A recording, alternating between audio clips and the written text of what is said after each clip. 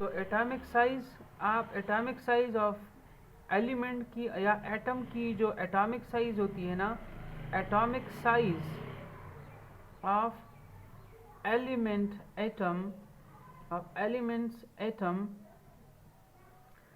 Can be checked, can be checked, can be measured। आप measure करेंगे, कैसे measure करेंगे, और चेक्ड बाय measuring their,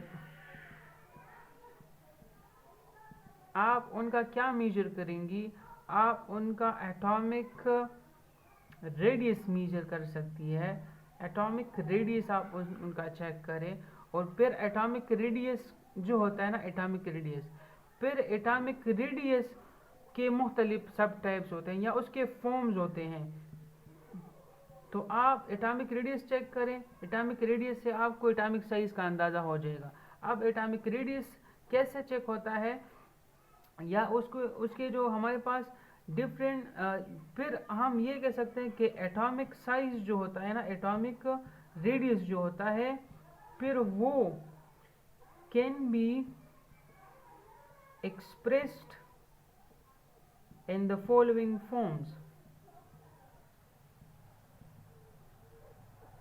फिर एटॉमिक रेडियस आप मुख्तलिफ फॉर्म्स में चेक कर सकते हैं। कौन से फॉर्म में चेक कर सकते हैं, आप उसको कोवेलेंट रेडियाई के फॉर्म में चेक कर सकते हैं, और आयोनिक रेडियाई के फॉर्म में चेक कर सकते हैं,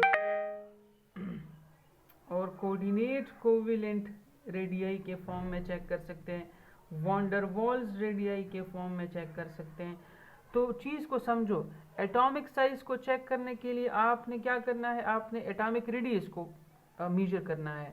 और अगर आप एटॉमिक साइज को मेजर करेंगे, एटॉमिक रेडियस को मेजर करेंगे, तो एटॉमिक रेडियस आप इन चीज़ों को, कोवेलेंट रेडियाई को, आयनिक रेडियाई को, कोऑर्डिनेट को, और इन रेडियस को चेक करके आप एटॉमिक रेडियस को फाइंड कर सकते हैं। तो अगर आप कोवेलेंट रेडियस, आयनिक रेडियस पढ़ते हैं, तो इससे आपको किस चीज़ का अंदाज़ा हो जाएगा, इससे आपको एटॉमिक रेडियस का अंदाज़ा हो जाएगा। एटॉमिक रेडियस का अंदाज़ा हो जाएगा तो एटॉमिक साइज का भी अंदाज़ा हो जाएगा।